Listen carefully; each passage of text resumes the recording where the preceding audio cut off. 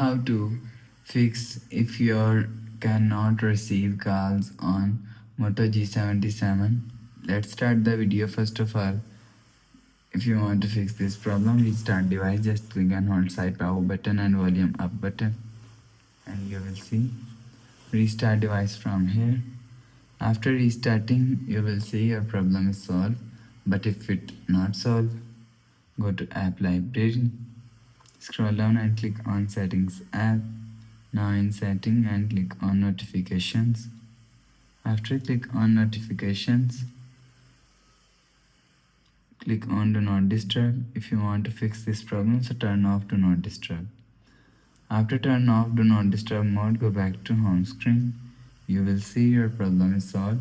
But if it still not solved, again click on settings app, scroll down and click on system and reset option and click on reset network settings.